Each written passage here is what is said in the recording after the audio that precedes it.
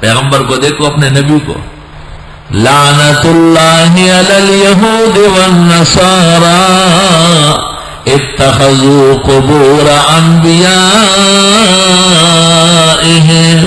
اور صحیح مسلم میں ہے وصالحیہم مساجدا. یہ آپ کو نہیں کہا گیا کہ آپ تو رحمت للعالمین ہیں، آپ کوئی لعنت نہ کریں. کون کہہ سکتا تھا آپ کو؟ ایسا کہنے والا مسلمان رہتا. لعنت اللہ علی الیہود والنصارى اتخذوا قبور انبیائہم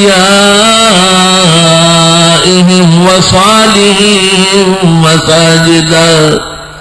خدا کی لعنت و یہود و نصارہ پر جنہوں نے پیغمبروں کی قبروں اور اولیوں کی قبروں کو جائے سجود بنایا ہے، سجدے شروع کیے.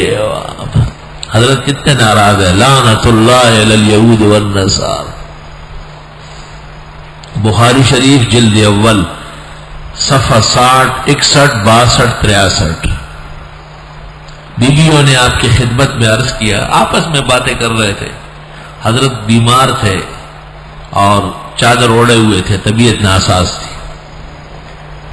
آپس میں کہا کہ ہم جب حبشہ گئے تھے تو وہاں عیسائیوں کا چرچ تھا اور اس میں بعض بزرگوں کی تصویریں اور مورتیاں لٹکی ہوئی تھی. یہ کیا چیز ہے؟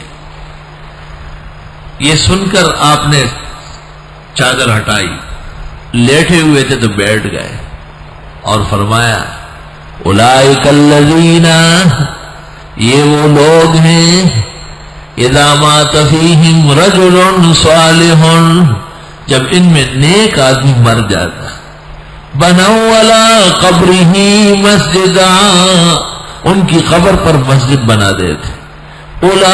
اولئک شرار الخلق عند اللہ، یہ اللہ کے ہاں بدترین لوگ ہیں. خدا ان سے بہت شرار الخلق، بدترین کائنات.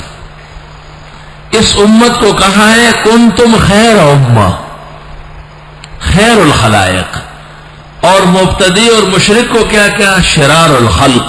گویا امت سے ان کو خارج کر دیا کہ میری امت سے خارج ہے.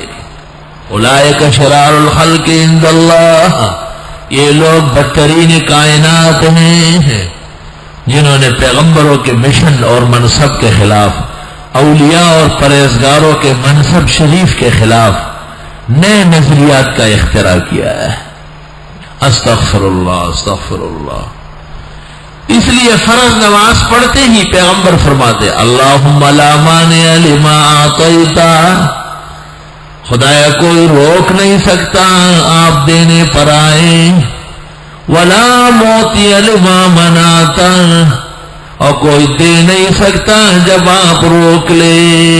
یہ دیکھیں ارے داتے واتے ختم کر دیے بالکل. اللہم لا مانع لما اعطیت، اللہ آپ دینے لگے کوئی روکنے والا نہیں، ولا معطی لما منعت، اور اگر آپ روکے کوئی دینے والا نہیں، ولا ينفع ذا الجد منک الجد، بڑی طاقت اور فائدے والا بھی تیرے مقابلے میں کچھ نہیں کر سکتا. فرض نماز کے بعد تاکہ امت سنے، اپنا عقیدہ اور ایمان بنائے اور عمر بھر کے لیے شرک اور کفر اور ان کے مواطن سے بچے.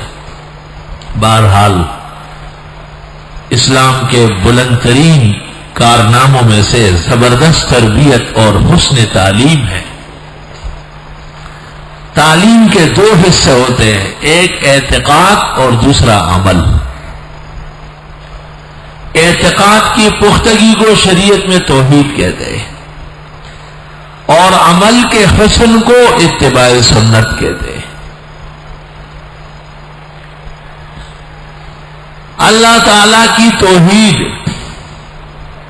اور جناب رسول اللہ صلی اللہ علیہ وسلم کے سنن مقدسہ کا اتباع یہ امت پر فرض ہے، علی الاطلاق فرض ہے. توحید میں اگر کمی کوتاہی ہو تو شرک اور کفر ہے. لقد کفر الذین قالوا ان اللہ ثالث ثلاثہ، یہ کہ جو تین خداؤں کے قائل تھے فرمایا پکے کافر ہے وہ۔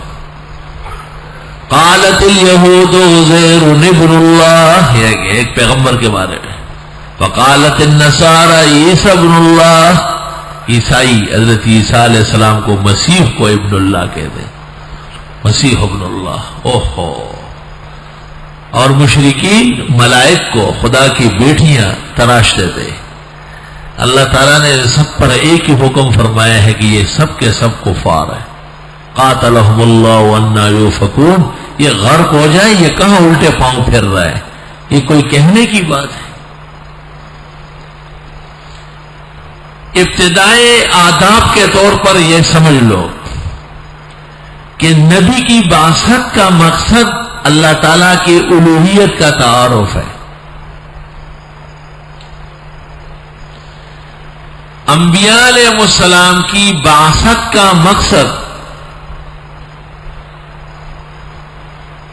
اللہ تعالیٰ کی الوہیت کا تعارف ہے کہ الہ کس کو کہتے ہیں؟ الہ اللہ۔ دیکھیں حضرت نے جب یہ کلمہ پڑھا لا الہ الا اللہ، مشرکین خفا ہو گئے، بہت لگنا۔ اس سے پتہ چلتا ہے کہ وہ اس کلمے کے کنھے سے، حقیقت سے زبردست واقف تھے۔ ہمارے زمانے کے مشرک اور بدعتی یہ کلمہ بھی پڑھتے ہیں، ان کے آپ 500 کا ذکر ہو، 5000 کا ذکر ہو، اتنی بڑی تسبیح کہ اسے دیکھ کے سانپ بھی ڈر جائے کہ شاید میرے بھی کوئی باپ آیا ہوا ہے، پھر بھی عقید توحید ان کا بنا نہیں ہے۔ اور حضرت نے جب کوئی صفحہ پر یہ پڑھا قولوا لا الہ الا اللہ تفلحوا، اور مشرکین سب شور مچا گئے، نہیں ہم نہیں پڑھ سکتے۔ کیوں؟ آپ نے کسی بت کا نام نہیں لیا، مندر کا نام نہیں لیا، یہ نہیں فرمایا کہ تم ستاروں کی گردش سے بارش مت مانگو، یہ نہیں فرمایا کہ ان بتوں سے اولاد مت مانگو، آپ نے فرمایا لا الہ، یہ پڑھ لو۔